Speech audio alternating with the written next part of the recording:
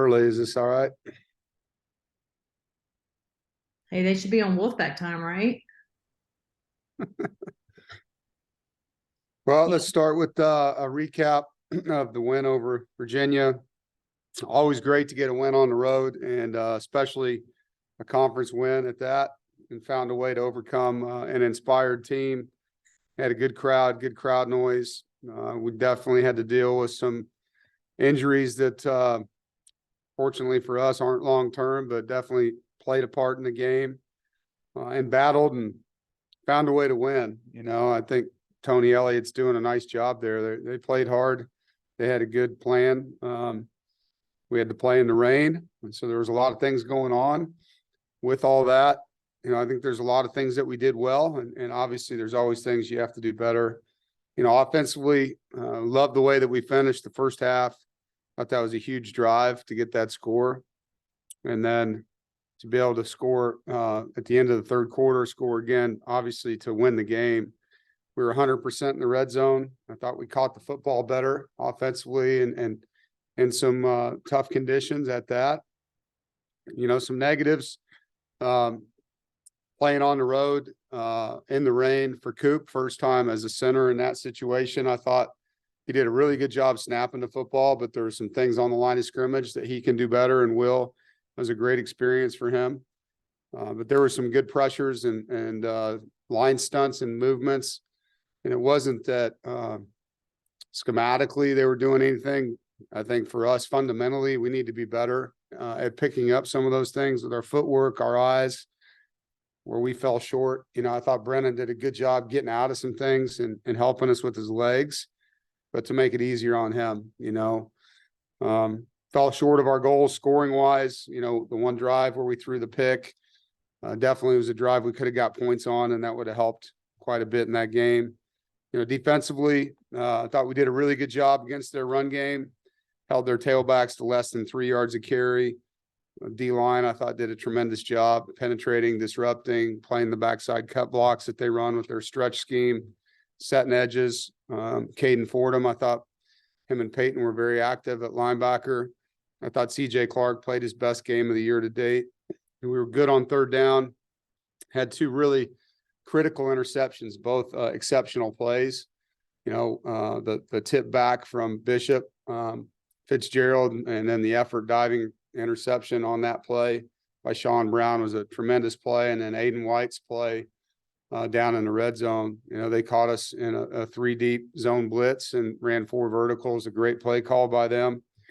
And Robert Kennedy does a great job rerouting the second receiver, and Aiden's able to overlap and intercept the ball. That was a huge play in the game. And big plays, and then the fourth down stop, another big play for us. So really 3 turnovers there that helped our team. I thought our eye discipline improved quite a bit as an area that we focused on a lot after the Notre Dame game. And Sean Brown played his best game. I thought he was really good in this football game. There was one sudden change opportunity where we turned the ball over offensively, and our defense 3-and-outed them. So responded well. Negatives, we missed too many tackles, gave up too many explosives because of that. And so got to be better in that area, obviously getting ready for an explosive team. I thought their quarterback did some really good things on the run, and made some plays with his legs. Their 2 longest runs were him on QB draws, and did some good things scrambling around the receivers for Virginia, along with him scrambling, created some plays, and we got to be better there, against a running quarterback to be able to stay in coverage in the right areas. So our special teams, again, were a difference. Our punter, Caden Newcaster, punted 50-yard net. He flipped the field multiple times in that game, which was huge. I thought Julian Gray, our returner on that last kickoff return, was exceptional, outrunning 3 unblocked guys to the field to get us out to the 50. And then to see Braden make the game winner. Not that I didn't expect him to make it, but sometimes when you have, a situation like that where a ball is blocked, even though it was an illegal play, mentally for him to be strong enough just to come right back and drill that kick, that was awesome to see. So, really proud of what those guys put on tape. Now we get to come home and be in Raleigh for a while. excited about that, and a chance to play a really good team in Louisville. I know it came out on social media today, but it's a blackout, and to have our black jerseys on and our fans in a night game on Friday night.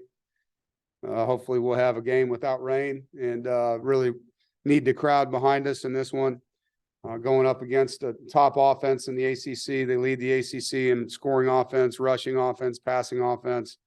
So great challenge, and 12th man is real. And when our crowd is behind us, it's helpful. It's a dominant thing. There's a reason that, we had such a streak going at one time, and our night games, particularly our Friday night games, have been special evenings.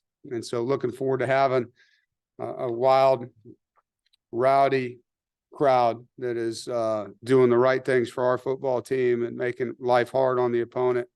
That crowd noise is huge. So excited, to get back in Carter Finley Stadium, and also to have Coach Bill Cowher, having his name put up in the Ring of Honor on our stadium. Great opportunity for us to recognize a great Wolfpack alum that's obviously a Hall of Fame coach and Super Bowl champion coach, and been a tremendous mentor to me. So very proud to get to be a part of that experience and get to visit with Coach again, and have him present with his family and loved ones for this game. I think it's awesome that that Boo and the administration is honoring him in such a way, because ever since I've been here, he's just been such an incredible guy to me, for no reason other than he loves NC State. And so I'm just really happy that we're getting a chance to have them here and put his name up there on that. Definitely something that means a lot to our program. Questions? Corey? Dave, with Dylan McMahon and Devin Boykin being off the depth chart this week, we can assume they're not playing. What is their status at this point? It's day to day. They're both getting better. Devin's actually doing a lot better than expected. And so there's a long shot, but there's a chance he'll play. I have to put those out when I get the information I get. So things do change, but Dylan's doing a lot better. I just saw him upstairs watching film. So it's not a long-term thing. It's just, how fast their bodies will allow them to get back, and they're both doing well. Not as well as we would hope them to be, but a lot better than they could be. Thank you. JC? Who have you picked to do a cartwheel on the scout team? Could Kamen Smith or Rylan Van pull that off? And have you ever seen that before? No, I haven't even thought about it, to be honest. Daniel? Hey, Coach. Just wanted to get your thoughts on the current wide receiver rotation and how you could possibly optimize it moving forward. In what way? I don't know, just getting, more touches for the ones that have proved so far to have the ones that have gotten more touches, basically. Yeah. I think with Coach and I, as this thing goes, I think I've had this statement a million times, it's evolving. And so KC obviously has been the most consistent playmaker. I do know there's an emphasis in trying to spread the ball around more. But at the end of the day, Brennan's going to throw it to the guys that are open, and they got to make catches and do things with it. I think, Keon Lassane and Julian Gray are two guys that make plays when they get the ball and finding ways to do that. I think you saw 2 games ago, Julian in the slot had an explosive play down the seam on one of the third downs.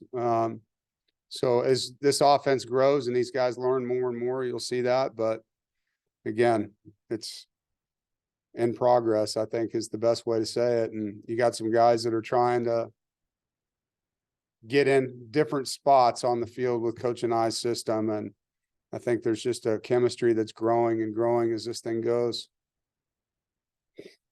Thank you. Karen? Yeah, Dave's defense has been a multi-year strength for your group, something you could really, use with complementary football. And yet this is a time when offenses seem to have every advantage in a lot of ways with the rules and what people want to see. I'm kind of curious, how difficult is it for defenses to do like what your group is doing right now and has done the last year or two, where they're, hanging in there and playing well and contributing against strong offenses in this Yeah. day and age. No, I agree with what you're saying. It is hard. And, Coach Gibson and that side of the ball, that staff has done a great job. The kids we've recruited play really hard. They're completely invested and bought in. There's an edge to them.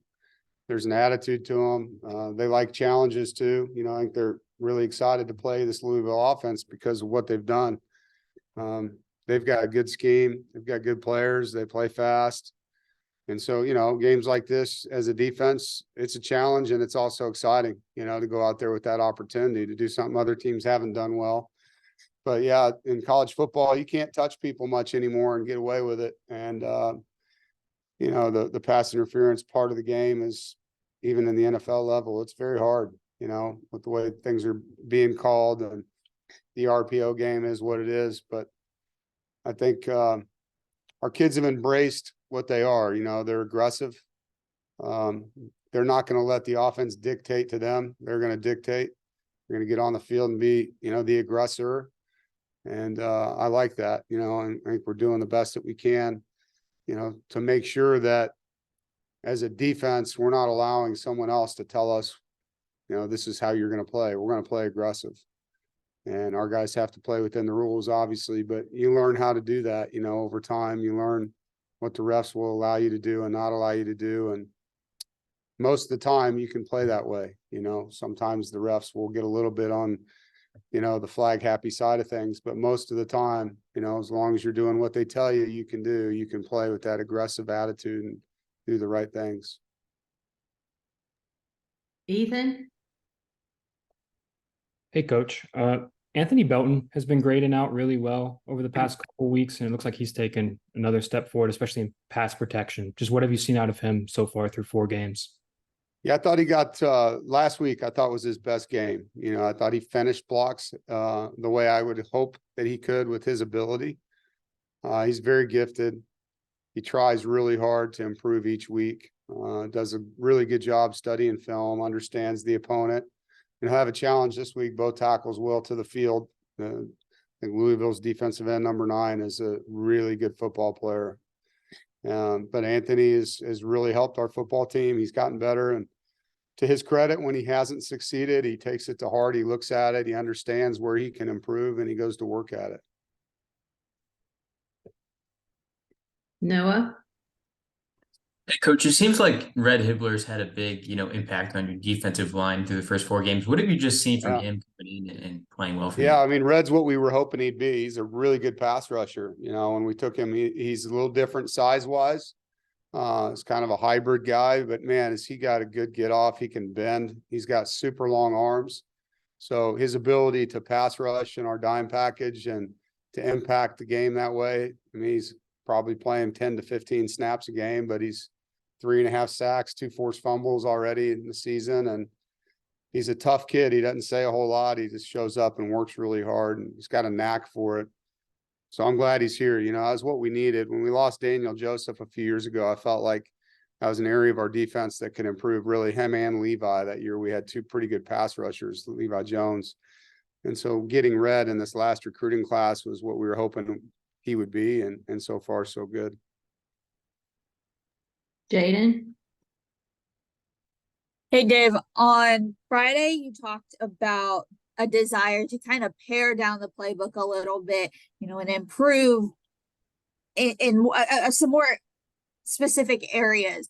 What does that process of, slimming that playbook, what does that kind of look like for y'all? I think as we looked at it, you guys ask me questions 10 minutes after I walk out of a locker room, like I'm supposed to have the game memorized at every position. And sometimes you're not right, in those settings. To me, watching the film, our mistakes aren't in the fact that we have to narrow it down. We have to be better fundamentally.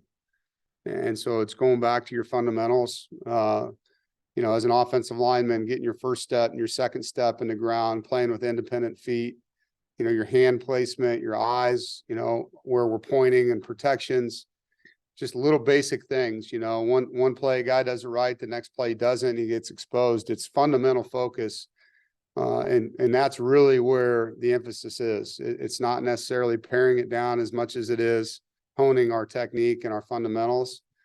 And so that's the biggest area. I think, you know, some of our position groups, I thought our receivers improved in those areas. You know, as blockers, whether it's running backs or tight ends or O-linemen, I think we can be better. I know we can be better in those areas. And so, you know, it doesn't matter what the play is you call. If you're not using good fundamentals and technique as blockers, it's not going to be a successful play. So that's been the area of emphasis, and that's kind of where we're putting all of our eggs right now. Rob, Yes, Dave, you mentioned Bill Cowher. You know, obviously the lineage of NC State. You're actually closing in on the win record yourself. What does it mean to you, the lineage of NC State athletics? How important is it to you to contribute to that lineage? Just speak to those things if you don't mind, sir. You know, I think as a human being, really, you know, we talk about the dash in our program, you know, that your birth date, the dash, and then whatever that date is, you expire, you know, and that dash is your legacy. That's what you stood for. It's what you meant.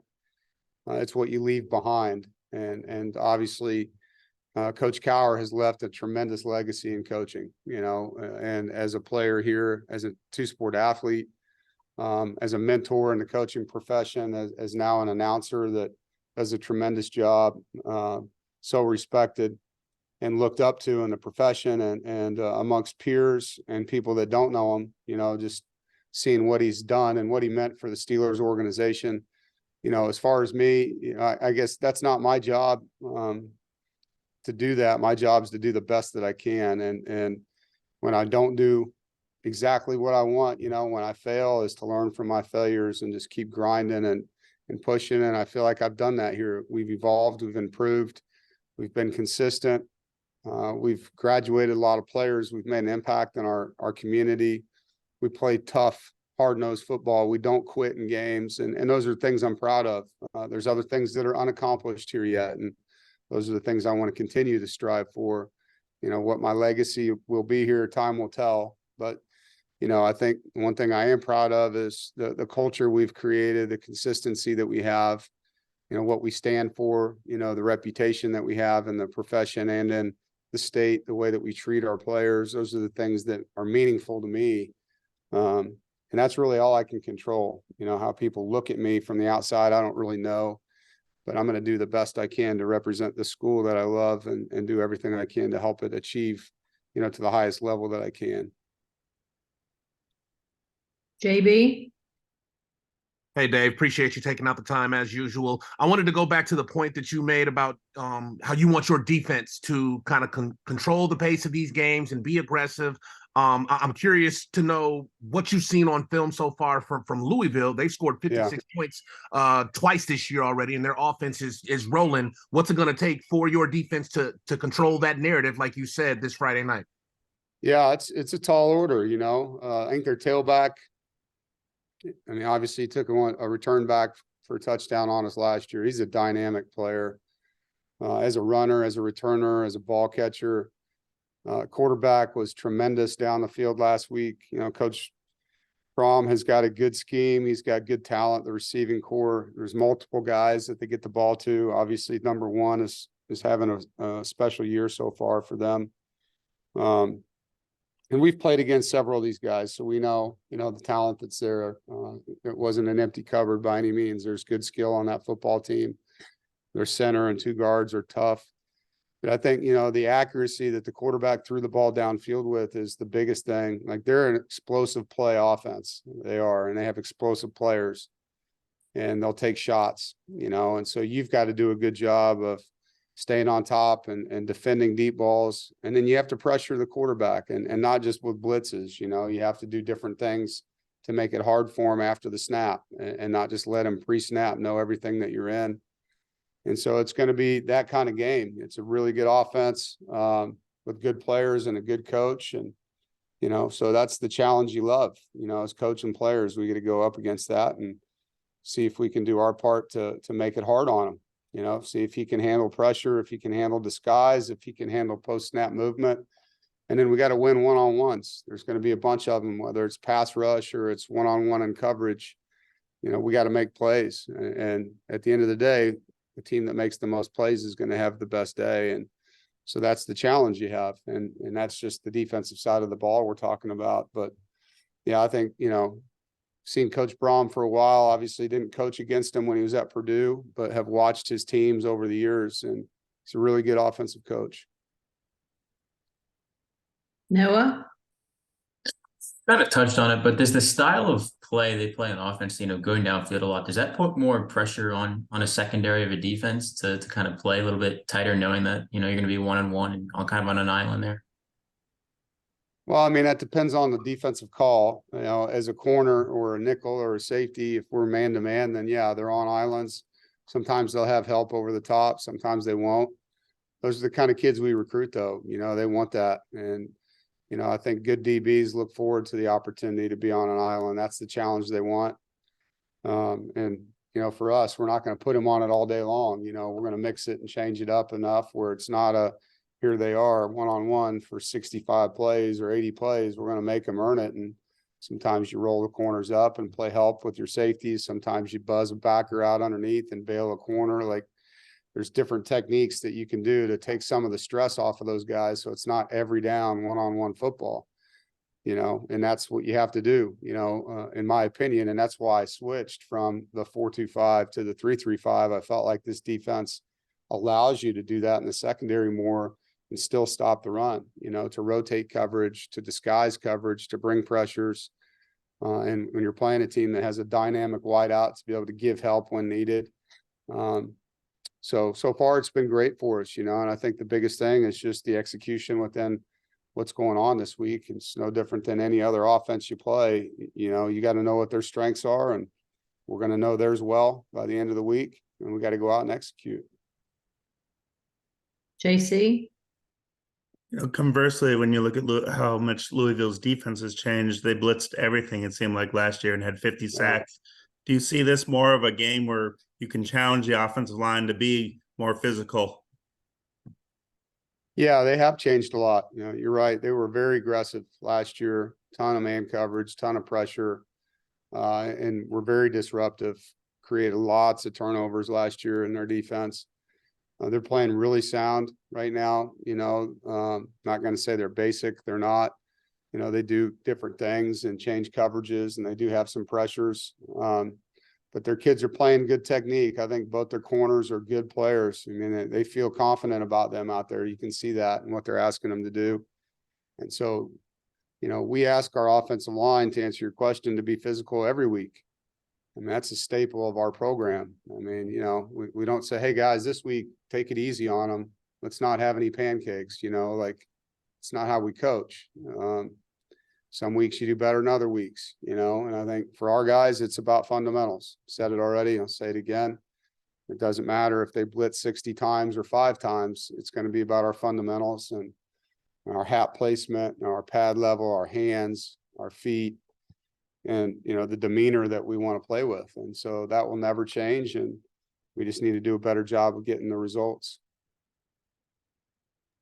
Ethan, Coach, how would you assess the play of your tight ends so far this season, and what are you looking for them to improve in both the passing game and the run blocking as well? Yeah. Trent Penix, you know, thankfully he's healthy now and he's playing more, and trying to get him more involved in what we're doing. His play count's gone up each week of the season. And so, you know, trying to find ways to involve him in what we're doing. You know, Chris Tootle was playing quite a bit early on and had a setback health-wise, and now he's back with us in practice. So, you know, it hasn't been a very productive position yet in the pass game. Trent missed almost all of training camp, and then Chris played 2 games and then was hurt. Now Trent's back. So, you know, it's kind of early to really give you a true assessment. I think right now it's been inconsistent because of injury more than anything. We've used Jacarius Peak as a tight end quite a bit as a blocker, and he's done a great job. You know, when he's gone in, it's been very physical at the point of attack. And so, you know, Robert's just looking for creative ways, you know, to continue to use that position right now. Thank you. Rob, Yeah, you have an opportunity, Dave, this week to be 4-1, 2-0 in the ACC. Kind of weird way to get there, but you have a chance to get there. And what type of resolve, characteristics have you seen, intangibles from your kids, I guess, the first quarter of the season so far? Oh, they're a fun group to coach. You know, they are. They come to practice with great attitudes. They work hard. They're intentional about improving. And I'm seeing that, you know, and I think that's the one thing that excites me about this team. You know, I think we played a really good Notre Dame team in the second week and didn't play the way that we were capable of, learned a lot in that game. And we're sitting here 3-1, and I'm excited about it. You know, I'd love for this team to get a little bit healthier. That's one thing. And the good news is they're not season ending things other than Jaqueen's, you know, but we need to get some more of these dudes back out there. But the attitude and the effort and the individual improvements within the roster have been noticeable. And those things excite me, you know, quite a bit. And I think that's what you want, is you want to get better each week individually so that you can get better collectively. And I think our special teams has been very, very good. You know, we lost the Carozza winner at kicker, as you guys know, and really a second-year punter, first-year holder, and some things have really transpired there. Both our returners, you know, are doing some great things. And so there's been some, those were big question marks going into the year, you know, and so those are some things that have jumped out as a positive. So it's kind of where we're at. We're going to wrap this up. Ethan, you want to take the last one? Yeah, Coach, I just wanted to, going off of that, wanted to ask about the look you guys threw at UVA where you had both Jalen and Julian back at punt returner. What'd you see there to what did Coach Goebel see to kind of take advantage of something? Was it UVA specific or just what went into that? No, we've practiced 2 returners all year, just hadn't used it yet. And the weather was windy and rainy and felt like it was a smart thing to do to make sure the ball wasn't hitting the ground, rolling all over the place back there. So it was more about the field and the wind and rain weather conditions than it was anything. But we trust both those guys as punt returners, and obviously it allows us to have an extra hat back there too. So, you know, if they kick it to one or the other guy can get the party started on the return. And in case there's someone that gets beat, you know, coming down the field, you have an extra guy back there to be his kind of his personal protector. Awesome. Thanks. Thank you, guys. All right. Thanks, Coach. Thanks, everybody.